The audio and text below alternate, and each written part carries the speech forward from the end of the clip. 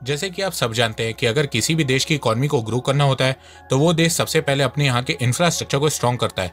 जिस देश का इंफ्रास्ट्रक्चर स्ट्रॉन्ग होता है उस देश का मैन्युफैक्चरिंग सेक्टर ग्रो करने लगता है। ट्रांसपोर्टेशन कॉस्ट कम होती है, लॉजिस्टिक कॉस्ट कम होती है, कनेक्टिविटी अच्छी और सस्ती होती है।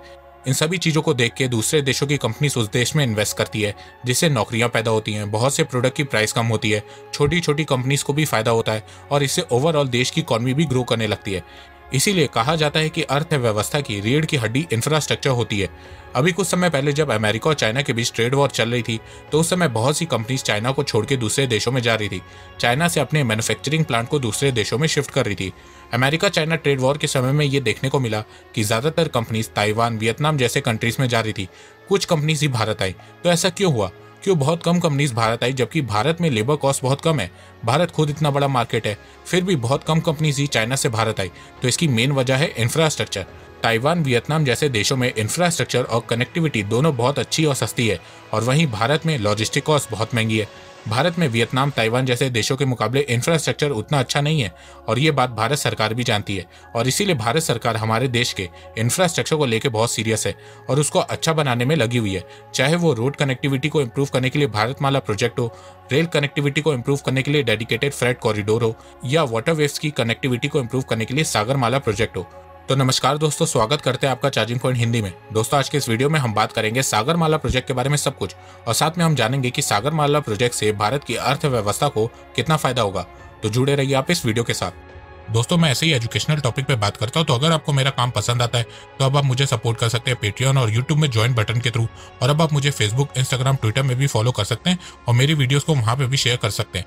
दोस्तों, अगर आपको एडवांस MS एक्सेल सीखना है तो मैं आपको 1475 रुपए का कोर्स फ्री में दे सकता हूँ, और अगर आपको financial market, share market, mutual fund के बारे में जानना है तो मैं आपको 4720 रुपए का कोर्स फ्री में दे सकता हूँ। दोनों कोर्सेज की लिंक डिस्क्रिप्शन में दी गई है। भारत दुनिया की एक ऐसी जगह पे स्थित है जहां पे इंडियन ओशन के थ्रू वर्ल्ड का 13% ट्रेड होता है, और एक अनुमान लगाया गया है कि 2025 तक ये 16% तक हो जाएगा। भारत का लगभग 90% ट्रेड इंडियन ओशन के रूट के जरिए से होता है, पर भारत इंडियन ओशन के रूट को पूरी तरह से यूटिलाइज नहीं कर पा रहा है, और इसी प्रॉब्लम को सॉल्व करने के लिए भारत सरकार ने सागरमाला परियोजना की शुरुआत की है। सागरमाला प्रोजेक्ट का पहला प्रस्ताव 2003 में अटल बिहारी वाजपेयी जी के द्वारा रखा गया था। फिर एक साल बाद गवर्नमेंट चेंज हो गई और ये प्रोजेक्ट पोस्टपोन हो गया। फिर भारत के लॉजिस्टिक सेक्टर की परफॉर्मेंस को बूस्ट करने के लिए मोदी सरकार ने मेक इन इंडिया के तहत सागरमाला प्रोजेक्ट की नींव 31 जुलाई 2015 को रखी। सागरमाला प्रोजेक्ट प्रधानमंत्री नरेंद्र मोदी जी के महत्वाकांक्षी योजनाओं में से एक है।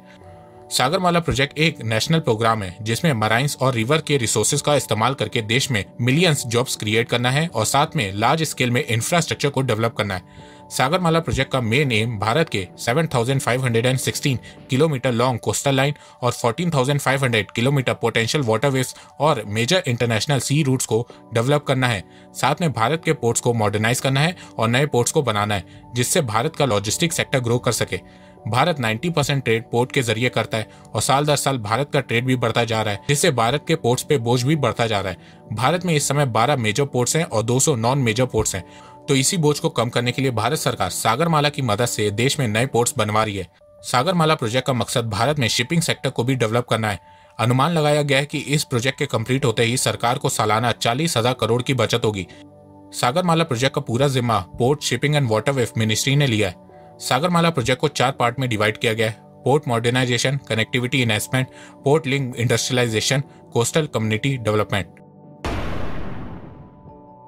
पोर्ट मॉडर्नाइजेशन के अंदर 245 प्रोजेक्ट पे काम किया जा रहा है और इन प्रोजेक्ट की estimated cost 1.5 lakh crore rupees है, लगभग $21 बिलियन। भारत में अभी टोटल 12 मेजर पोर्ट्स हैं और 200 नॉन मेजर पोर्ट्स हैं।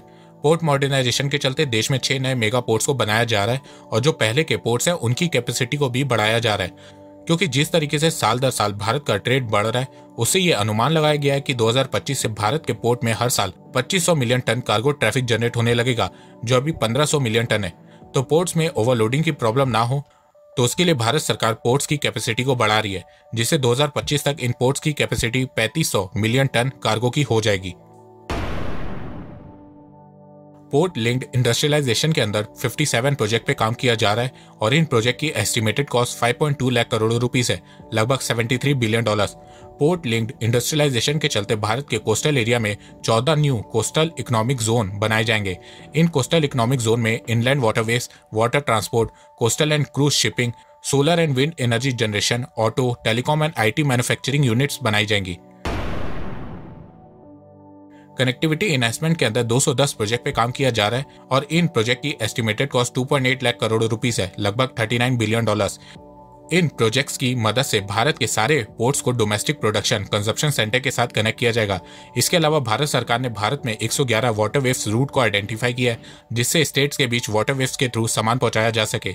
सागरमाला प्रोजेक्ट की मदद से भारत का सबसे बड़ा नेशनल वाटरवेव्स को भी बनाया जा रहा है, जो वाराणसी उत्तर प्रदेश से हल्दिया वेस्ट बंगाल के बीच होगा और इसकी एस्टिमेटेड कॉस्ट 5,369 करोड़ रुपीस है। इसमें आधा पैसा भारत सरकार लगा रही है और आधा पैसा वर्ल्ड बैंक लगा रही है।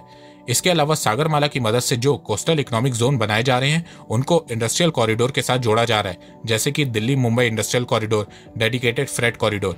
जिसे नहीं पता कि Delhi Mumbai industrial corridor DMIC और dedicated freight corridor DFC project क्या है, उस पर मैंने सेपरेट से एक वीडियो बनाया है, आप यहाँ पे क्लिक करके देख सकते हैं और लिंक डिस्क्रिप्शन में भी दी गई है।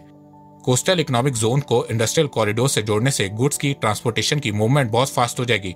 कोई भी प्रोडक्ट बाहर से देश में आएगा तो वो DFC भारतमाला DMIC की मदद से देश के किसी भी कोने में आराम से पहुंच जाएगा, और अगर कोई भी प्रोडक्ट भारत में बन रहा है तो वो भी इन इंडस्ट्रियल कॉरिडोर की मदद से बहुत जल्दी पोर्ट्स में पहुंच जाएगा और वहां से एक्सपोर्ट हो जाएगा। कोस्टल कम्युनिटी डेवलपमेंट के अंडर 65 प्रोजेक्ट पे काम किया जा रहा है और इन प्रोजेक्ट की एस्टिमेटेड कॉस्ट 79,000 करोड़ रुपीस है, लगभग $1.1 बिलियन। सागरमाला प्रोजेक्ट से सबसे ज्यादा फायदा कोस्टल कम्युनिटी को होगा। कोस्टल एरिया की डेवलपमेंट बहुत तेजी से होगी। कोस्टल एरिया पे काफी इंडस्ट्रियल और मैन्युफैक्चरिंग यूनिट सेटअप होंगी, जिससे बहुत सी जॉब्स जनरेट होंगी। फिशरी, एक्वाकल्चर की डेवलपमेंट होगी और साथ में कोस्टल टूरिज्म को भी बढ़ावा मिलेगा। सागरमाला प्रोजेक्ट के अंडर पहले 574 प्रोजेक्ट असाइन किए गए थे, पर 2019 में सागरमाला के अंदर 3 और नए प्रोजेक्ट को ऐड कर दिया गया और अब सागरमाला के अंडर 577 प्रोजेक्ट हैं और इन सारे प्रोजेक्ट के estimated cost 9.7 lakh crore rupees है, लगभग $140 बिलियन। 30 सितंबर 2019 तक सागरमाला के 30,228 करोड़ रुपीस के 121 प्रोजेक्ट कंप्लीट हो चुके हैं। 3,13,622 करोड़ रुपीस के 235 प्रोजेक्ट्स अंडर इम्प्लीमेंटेशन मोड में हैं और 1,02,974 करोड़ रुपीस के 137 प्रोजेक्ट अंडर डेवलपमेंट मोड में। टोटल 577 प्रोजेक्ट में से 493 project completed under implementation under development mode में है और बाकी के 84 प्रोजेक्ट्स अभी असाइन होने बाकी हैं। सागरमाला को कंप्लीट करने की डेट 2035 रखी गई है और फेज 1 को कंप्लीट करने की डेट 2025 रखी गई है। सागरमाला प्रोजेक्ट्स के लिए पैसा सेंट्रल और स्टेट गवर्नमेंट देगी और साथ में कुछ प्रोजेक्ट्स को PPP public private partnership model के थ्रू बनाया जाएगा। जैसे ही सागरमाला प्रोजेक्ट पूरी तरह से कंप्लीट हो जाएगा, उसके बाद से भारत सरकार को हर साल लॉजिस्टिक कॉस्ट में 40,000 करोड़ रुपए की बचत होगी। आज के समय में 1 लीटर डीजल की मदद से 24 टन कार्गो रोड के थ्रू 1 किलोमीटर तक जा सकता है। वहीं रेलवे के थ्रू 1 लीटर डीजल में 85 टन कार्गो 1 किलोमीटर तक जा सकता है और वहीं वाटरवेव्स के थ्रू 1 लीटर डीजल में 105 टन कार्गो 1 किलोमीटर तक जा सकता है। तो सागरमाला प्रोजेक्ट के कंप्लीट हो जाने के बाद भारत में लॉजिस्टिक कॉस्ट बहुत कम हो जाएगी, साथ में टाइम सेविंग होगी और गुड्स की मूवमेंट भी फास्टर हो जाएगी। सागरमाला प्रोजेक्ट के कंप्लीट हो जाने के बाद हमारे देश के लॉजिस्टिक सेक्टर की तस्वीर ही बदल जाएगी, साथ में मैन्युफैक्चरिंग सेक्टर को भी बहुत बूस्ट मिलेगा। सागरमाला प्रोजेक्ट की मदद से पोर्ट्स को DFC, भारतमाला और भी बहुत से इंडस्ट्रियल कॉरिडोर से कनेक्ट किया जाएगा, जिससे देश में कहीं भी प्रोडक्ट बनेगा वो आसानी से देश के किसी भी कोने में पहुंच जाएगा। इसके साथ साथ भारत का एक्सपोर्ट भी बढ़ेगा। एक अनुमान लगाया गया है कि सागरमाला प्रोजेक्ट के चलते भारत का एक्सपोर्ट $110 बिलियन तक बढ़ जाएगा।